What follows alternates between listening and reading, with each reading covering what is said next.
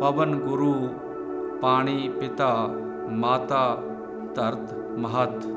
Pavan Guru, Pani Pita, Mata, Tarta Mahat. I'm sure some of the earlier speakers would have explained this. Guru Nanak elevated these elements of nature to a very high level. He said, Mata, Tarta Mahat. Mother, what is mother? It gives you birth. Of course, earth gives us birth. Where is the human evolution took place? From the carbon or the nitrogen, all that came from this whole slush that was part of the whole ensemble called Earth. Earth gave us our presence, our existence, sustains us through food. And ultimately, where do we end up? In a grave, Earth, or or cremated. It says, so Earth is connected with us from birth to death and so on and so forth. So, having been so much indoctrinated into the physical aspects of environment, Sikh has been he's told in Gurdwara to be clean. He's pollution conscious. Gurdwaras are one of the cleanest out of the religious congregations all over the world. When he prepares langar, he tries to use the latest fuel-efficient, low-carbon technology for cooking the langar. You will see some of that in Darbar Sahib tomorrow.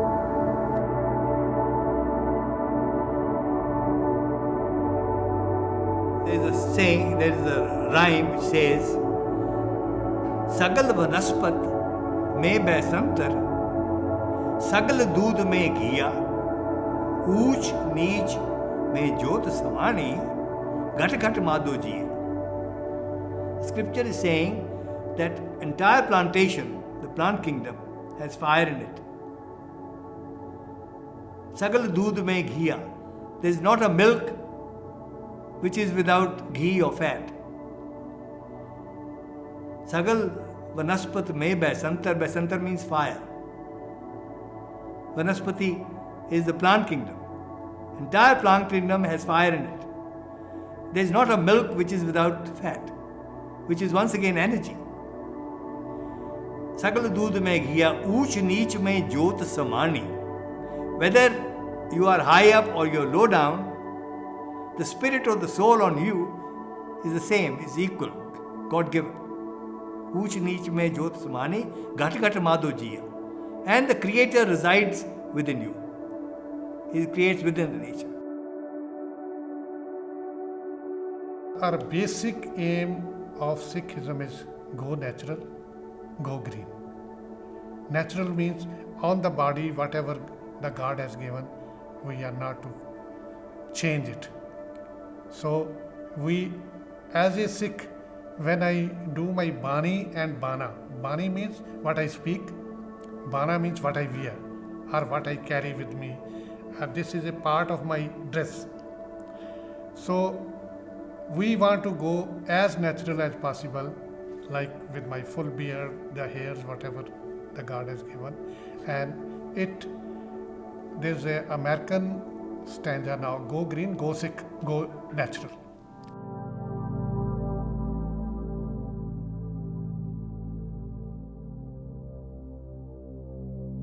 That Guru Granth Sahib, the first Guru, Guru Nanak, in Japji Sahib, give us the message to keep water, earth, and everything intact.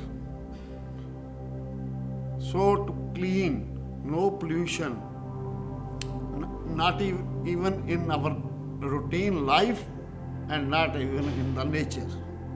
So we should work for go green according to the Sikhism.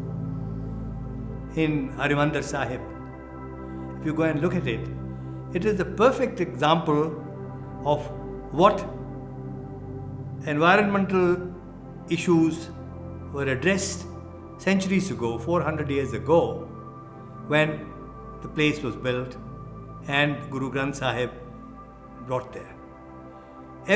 Most large majority of the Sikh shrines are associated with a large water body. It could be in the form of a thrower, or it could be on the bank of a river.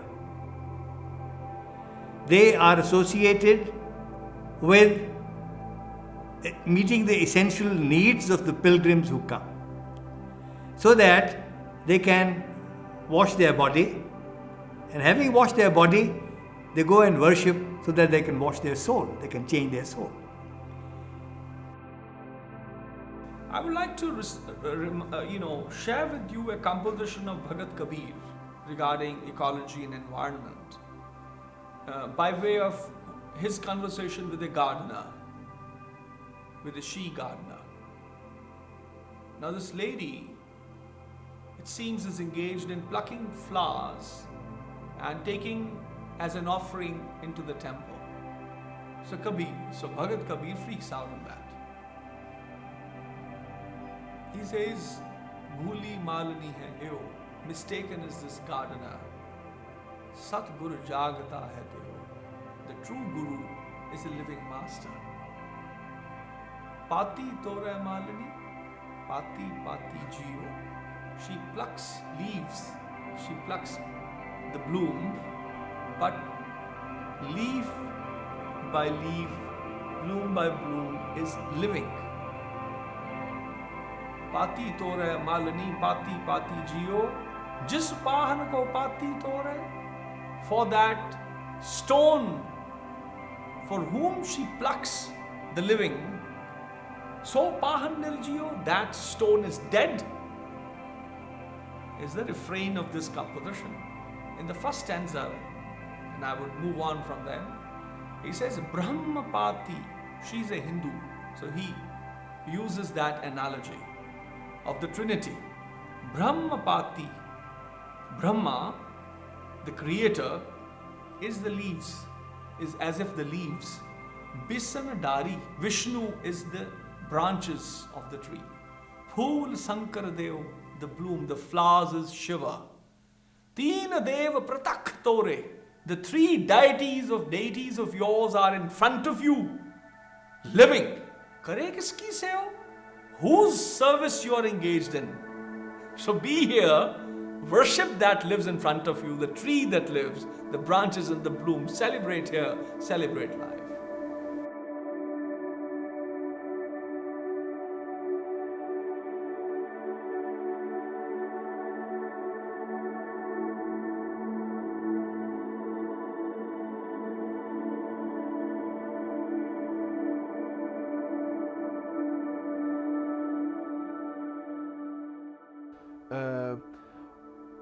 From what I observe, humans doesn't have a lot of respect to the nature, and this is what we need to embrace. This is what we need to try to cultivate in the cultures of the human beings. They need to understand that nature at some point will become really upset with us, really angry with us, and it will start to react. But we hope that we can take some meaningful actions before it starts to react back in a way that we cannot respond to, or we will not even be able to respond to. We are standing on the roof of Guru Ramdas Golden Temple, Amritsar. Here we have installed 25 kilowatt solar photovoltaic power plant. You can see there are 105 panels of 240 watt each. So these panels are converting sunlight into direct power current, which is converted to AC. So we are providing this power to the essential services in the Golden Temple.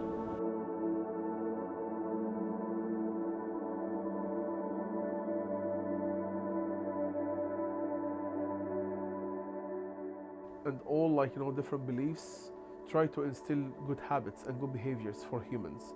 They are made in order to make our lives better and to be better human beings. So I'm not surprised to see that in the Sikh understanding or the Sikh scriptures, they are promoting the respect for the environment. This has been mentioned in most of the religions, all of the different kind of beliefs, and it's part of our human nature that we are trying to flourish. So I'm not actually surprised to see that in the Sikh scripture. There are almost 46 gurdwaras that are named after trees in and outside of Punjab. And the reason is that when Guru Nanak was traveling and when he would go from village to village spreading message of Sikhi, generally people would gather under a big tree, which was kind of a landmark for that village. And since those trees have connections with the gurus and history of gurus, they are revered as spiritual places for Sikhs. If you can think of an example, it would be like Lincoln's log cabin. It is revered, it has memories that are attached to life of Lincoln. Similarly, these trees most of them are attached to gurus' lives, their teaching.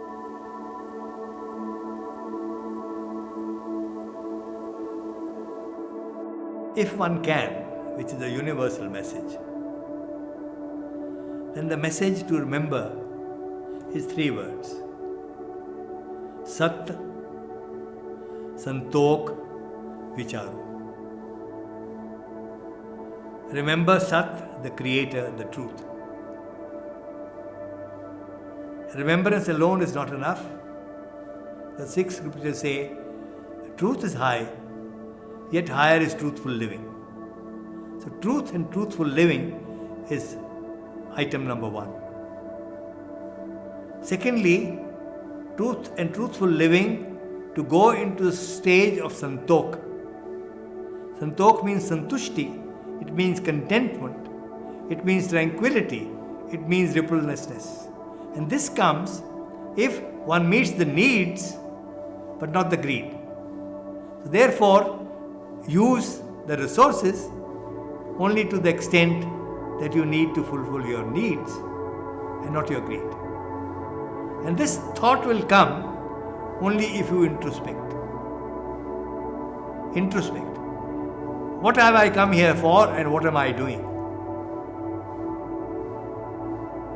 That vicharo, sat, santok, vicharo. If you do these things 3, and you remember the name, at the end of your journey,